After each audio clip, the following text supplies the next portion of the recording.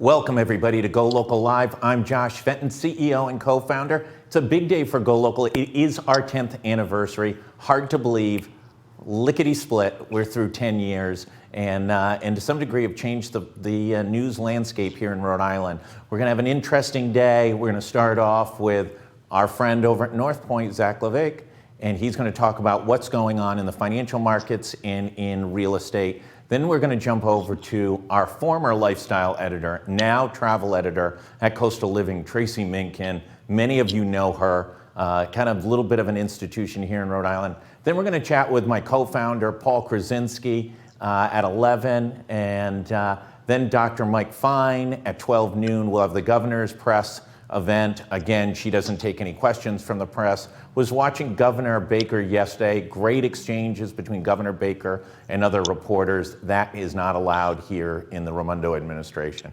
And then at 2:30, Kate Nagel will be Skyping in with some interesting information. So an action-packed day. Let's go to Zach. Zach, thanks so much for joining us today. Great to be here. All right, listen, we're into week 7 or week 8. The world is sort of frozen in a deep freeze of economic movement. What's going on in the real estate market? Yeah, well, we talked last week about surprising numbers that came out with March transactions, and transactions were up year over year. I think it surprised a lot of people. It surprised you, me as well. Some reports coming out now, moving into mid to end of April, are starting to suggest that the real estate market is feeling more of the impact from the coronavirus. And I've talked about this before. Real estate, especially having to do with purchase transactions, there's usually a 60 to 75 day period from the point that a client signs a purchase and sales agreement to buy a house and then they actually close, because it takes time to facilitate the seller's moving, paperwork with the lender, etc. So that 60-day period is now upon us, and we're starting to see transactions minimize. One of the reports that I saw this week was very interesting. It had to do with how many properties are being listed coming to market. And in Rhode Island, April 2019, for the month of April, and obviously we're not through April yet, but for the month of April last year, there were over 2,500 properties listed on the MLS in Rhode Island offered for sale. As of yesterday, this number was a little north of 1,200. Wow. Which is it's half of the properties that were listed. So this is only going to feed that low inventory issue that we talked about, making it more of a seller's market because there's less property out there. So I think that these numbers will probably help to support home values right now on the market because that inventory is staying low. You know, in addition to that, although we don't have April numbers yet, I'm suspecting that the April numbers will start to go down compared to March, and I think we'll see that happen again in May. So as we stand yesterday, half of the properties were listed this year compared to last year. And I think that has to do with a lot of things. A lot of it, I think, also has to do with if a person's going to list their property, they often meet with multiple realtors, which they should. They want to interview realtors, see who's the best for their property. And you really have to do that in person. There's certain things you can do remotely, but I think people want to meet realtors face to face when they're going to list their property. So I think it probably has to do with that a little bit. In addition, the softening of the market and maybe people that were deciding to list their properties a quarter, 90 to 120 days ago are taking a little bit of a pause to see what happens. Yeah, listen, it's a very interesting dynamic. Half the numbers going on to the market for the month of April looks to be somewhere around there. Yep. That's going to only help keep housing prices stabilized. Some people have to buy a house. No two ways about it. They're moving into the region. They've been shifted. You keep hearing a lot of information coming out of New York, the New York City area, that people want to just get out of New York City, fearful of their experience and don't want to be there for a second wave. They've got much more affluent, might be selling on the cheap in New York, but that cheap in New York is $1 million to $2 million in Rhode Island. So that could hold, or actually could it potentially even increase housing prices in Rhode Island? I mean, there's so many factors, and it's too early to say because the next 90 to 120 days, when we get numbers on transactions, inventory, how many new properties come to market, are going to fuel the suspicion on whether the market and value is going to go up or down. But generally, if you're in a lower interest rate market and there's low inventory, that points to a seller's market, which should support values. But the flip side of that is, the economy and individuals' confidence in the economy, unemployment, and if those numbers don't improve soon, that could work conversely and hurt home value. So it's certainly too early to tell, but these numbers that we're seeing in April, quite frankly, do not surprise me. And I think we're going to see that. We're going to see this a similar drop in May as far as new properties coming to market, unless we get out of this pandemic quicker. And with all the reports coming across the country, governors, our governor included, we are going to relax social distancing standards, but it's going to be slower and it's going to take months, maybe years to get back to a normal or a new normal. Refinancing, what's the volume you guys are seeing at Northpointe versus a year ago? The volume, it's almost difficult to keep up with.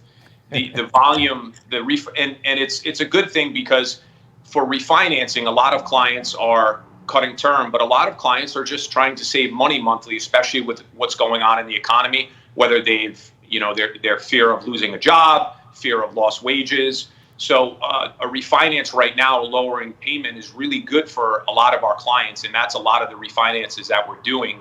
The refinance market has seen such a boom in the last 60 to 90 days, and most of that has to do with the fact that interest rates have stayed very, very low, just above historic lows. So I haven't seen the volume slow down at all in the last 15 to 20 days. The question is, when will it slow down? And that will probably only happen as rates start to increase, which will only happen if we have a really good recovery economically. What's the word out of the Fed? Your company monitors this like almost everybody in the financial markets does. What's the sense of what the Fed's going to do next? I think prior to the pandemic, and we've talked about this on the show before, President Trump has put so much pressure, unprecedented pressure, on the Fed chairman. And although this has happened in prior administrations, I think you'd agree that there's never been so much pressure from an administration on the Federal Reserve to keep interest rates low. And Trump obviously felt if the overnight rate and the discount rate stayed low at the Fed, that it would spurn interest rates to stay low and also the economy to stay hot, which it had until we hit this pandemic. So generally, the Fed is the watchdog financially and economically in the country. They've been, in my opinion, very aggressive. They've kept their ear to the ground as far as what's needed to stabilize the mortgage markets, what's needed in the consumer markets, credit card markets, and I have a lot of faith in their ability to maneuver and really pay attention.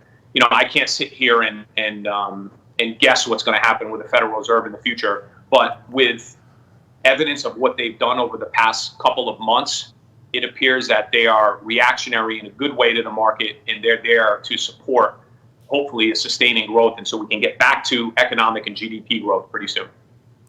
You're also a business guy in the broader Providence market. A lot of frustration over the PPP, Payroll Protection Plan dollars. The second tranche of that money came and opened up yesterday. The SBA's website collapsed. Banks like Chase said that they're not even going to be able to meet their own customers' demands. And I think there's many who believe that second almost $400 billion isn't close to it. Does Congress need to go back and get us another $5, $6, $7, $800 billion to fund those businesses so they can stay in business?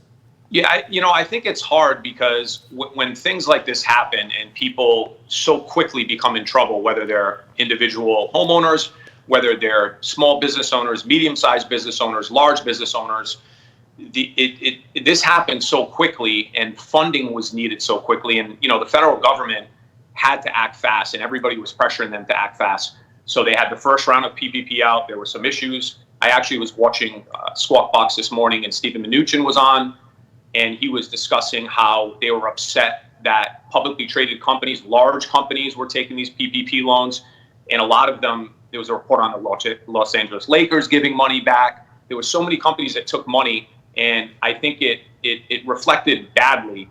And a lot of these larger companies, publicly traded companies, are sending back money because ultimately this was really done to help small business owners. And a lot of the small business owners in Rhode Island and around the country don't have the infrastructure or support to put together a lot of these packages that these publicly traded companies and large companies do. So these larger companies, they tap a person on their payroll and say, I need this, sent in within 24 hours, a full comprehensive package so that I can get these loans. The smaller businesses don't have that personnel or maybe even experience to execute this. I think the federal government realized that, and they're putting a lot of pressure on these large companies that, quite frankly, don't need it compared to the smaller companies. The publicly traded companies that have had, 10, 12 quarters in a row making money can weather this storm a lot better than your neighborhood small business owner, restaurant owners. I mean, there's been so much attention on restaurants in Rhode Island recently, and for good reason, because these are the companies that need help, and these small business fuels America, and we really cannot forget that, and we have to step up and help our neighbor if we have the opportunity. Anybody who's listening right now, watching right now, do contact, and you're looking for PPP funding, contact Commerce RI. They've created a network of banks, credit unions, et cetera. Even if you don't have a banking relationship with them, you can contact Commerce RI and they'll direct you in the right direction, and go fast. This money's going to get exhausted quickly as well. Zach, what else do people need to know? What should they be looking for over the next week? Well, I think hopefully we'll all be looking for some positive feedback on some of these states relaxing some of the social distancing standards. One of my favorite sayings is negativity can be contagious, but positivity can be more contagious, and that's what we're really hoping for. The stock market moves on attitude, on confidence, and so does the economy, and so does our country. And for weeks and months, in 2 months, when everybody was scared about this virus, not knowing where it was going, every single news cycle, every single report was negative.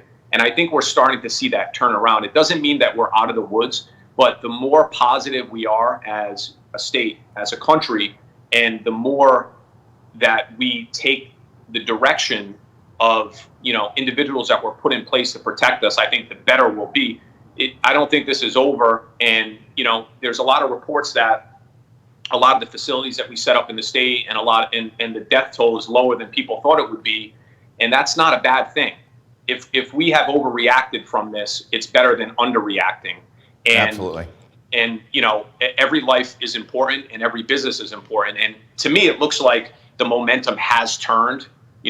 Cross your fingers, and I'm hoping that's the case, so that we can be out of this soon. But stay strong, be positive, and hopefully the worst is behind us. Zach, thank you so much. Zach heads up Northpointe here in Rhode Island. Want to thank everybody. We're going to be back in just a little while with Tracy Minkin, travel editor from Coastal Living, former lifestyle editor at GoLocal, having a conversation about just about everything, the beginnings of GoLocal, but also talking about international and national travel. She's really the expert in the United States about what's going on in the travel industry. Look forward to it. Zach, thanks so much. Everybody else, we'll see you back in a little bit. Thank you.